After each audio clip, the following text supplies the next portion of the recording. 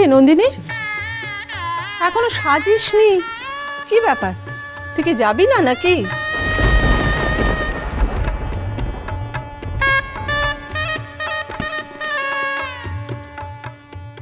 তোমাকে বলছিলাম তোমার ধুতি পাঞ্জাবি সবকিছু ঘরে বের করে রেখে এসেছি, পরে নাও। ঠিক আছে, আমি না হয়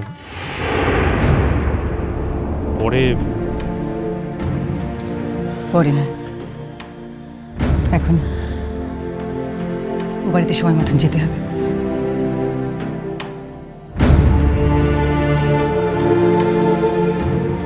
আমাকে নিয়ে ব্যস্ত হও না নন্দিনী, আমি ঠিক আমার সময়ে। অনন্য,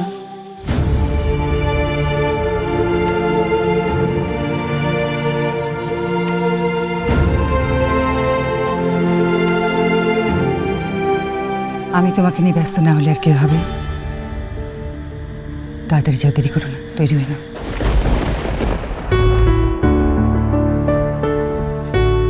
এতক্ষণে আমার ভাই জব্দ হলো, শ্বশুর করে বইয়ের কথায় রেডি হতে যাবে, আর দিদি যে এতক্ষণ ধরে বক বক করছিল, কথা কানেই তুলছিল না।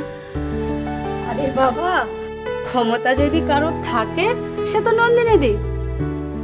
আমাদের বরেদের তো কিছু বললে দু কথা শুনিয়ে দেয় উল্টে, কিন্তু নন্দিনীদের বর দেখো একদম বাধ্য ছেলের মতো। ঠিক বলেছ,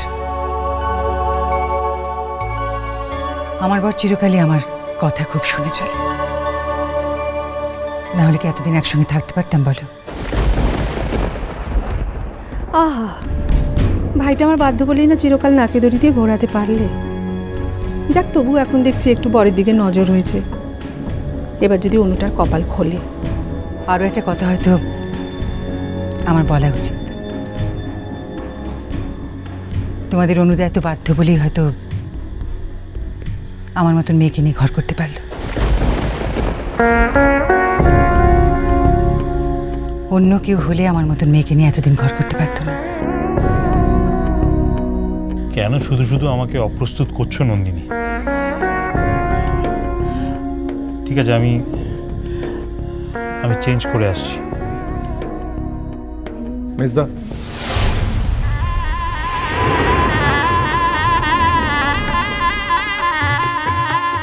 নন্দিনী, মেজদা বলছে আমার সঙ্গে গাড়িতে যাবে না, তোমরা কি যাবে না? অনন্য বলছি আমি আর তুমি না হয় পরে বাসে যাব, শুধু পরের গাড়িতে কারা কারা যাবে একটু ঠিক করে দিও না প্লিজ।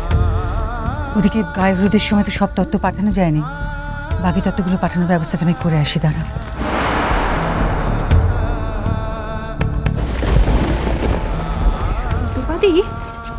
নন্দিনী বৌদি যেন একা 100টা মেয়ের কাজ করতে পারে, আশ্চর্য মেয়ে বটে, ওর অসাধ্য কিছুই নেই। হ্যাঁ, শুধু এবার দেখছি একটু অন্য মনস্ক।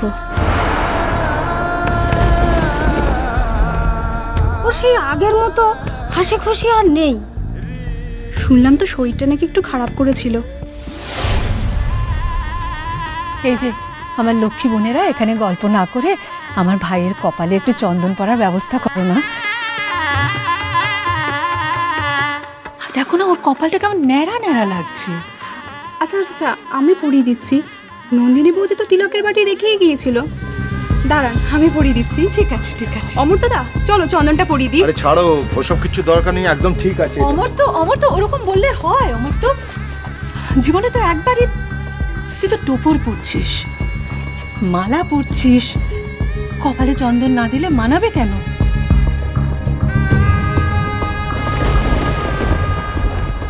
আর বাড়ির আবদারেই তো তুই এভাবে বিয়ে করছিস। কপালে চন্দন না দেখলে ওর যদি মন খারাপ করে তখন? বেশ, আমি না হয় নন্দিনী দিকে ডেকে নিয়ে আসছি, উনিই চন্দনটা পরিয়ে দেবে। এই তুই অমর্ত্যদাকে ঘরে নিয়ে আয়, আমি দেখছি। চলো চলো, এরপর কিন্তু লগ্ন বয়ে যাবে। হ্যাঁ ভাই, যা চন্দনের ফোঁটাটা পরে আয়, যা। অন্য পক্ষ এলো বলে আমার এদিকে। জুডো, এই জুডো, চলো চলো চলো, তুমি চলো চলো বলছি, তাড়াতাড়ি চলো।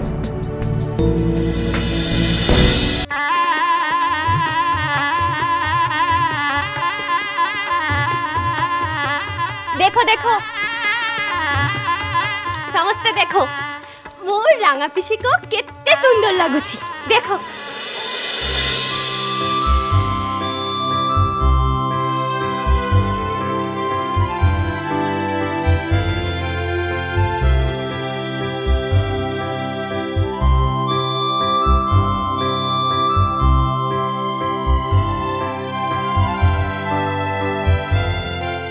অপূর্ব এক্সেলেন্ট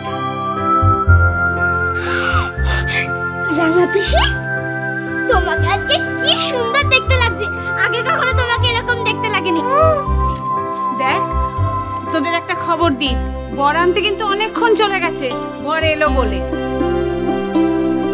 এবার তো আমাদের সাজতে গুছতে হবে নাকি হ্যাঁ এই রুমি আমি কিন্তু আর 1 মিনিট ওয়েট করবো না পাইতি আমাকে এবার ধরো তো আমাকে সাজিয়ে দাও আমাকে সাজিয়ে দাও তো তুই সেটা কি করবি লো হ্যাঁ তুই সেটা কি করবি করবে তোর না আমার নাকি ঠিক করেছিস আজকে আমার বেরাসের থেকে কোনো ছেলেকে পাকড়াও করবি সেই জন্য শাড়ি চুপ কর রাঙা পিসি তোমার সাথে এতক্ষণ বসে থাকারই ফল দিলে তো রাঙা পিসি না জেনেও কিছু ভুল বলেন তাই না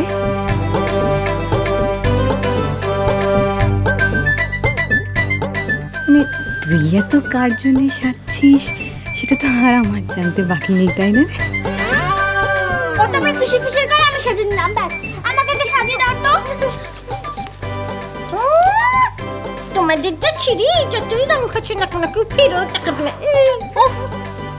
দেখি বাবু ঢের হচ্ছে এত সাজুগুজু করে আমার কত কষ্ট হচ্ছে আমার পেয়েছে বাবা আমি আর পারছি না আমাকে আমাকে একটু খেতে দে দেখি না হয়তো তো মিষ্টি দে দে খেয়ে নি বাবা আমার একটা কথা তুমি শুনবে না তুমি তো গোটে দিন না খেয়ে রইলাম আর তো একটুখানি সময় এই বিধি শেষ মুহূর্তে এসে তুমি খেয়ে নেবে বলো না পিসি আমি বলি কি রাঙা পিসি বিয়েটা তো তাড়াতাড়ি হয়ে যাবে তারপরে তুমি আর অমর্ত আঙ্কেল মিলে যা যা রান্না হয়েছে সব খেও কেমন হ্যাঁ তোমাদের অমর্ত আঙ্কেল যা যা রান্না হয়েছে সব খেও নিজেরা তো গান্ডে পিন্ডে গিলেছো আর আমার বেলায় উপোসটাই না মারবো মুখে ঝাঁটার বাইরে রাঙা পিসি ওই গো তোমাদের কোণে সাজানো হলো একবার দরজাটা খোলো দেখি নিজের চোখে দেখি কতদূর এগোলো ওদিকে বর আসার যে সময় হয়ে গেল গো দাদু ভাই এসেছে আমি দরজাটা খুলে দিই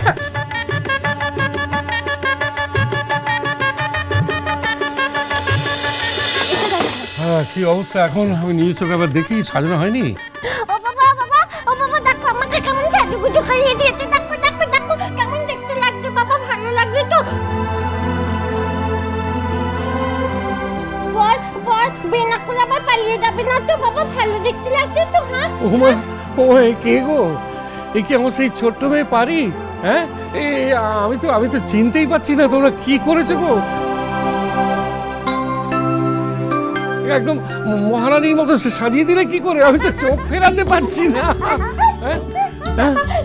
কি মজা বাবা বলে তো আমাকে মহারানী মতো দেখতে লাগছে ভালো লাগছে বাবা ভালো লাগছে খুব ভালো লাগছে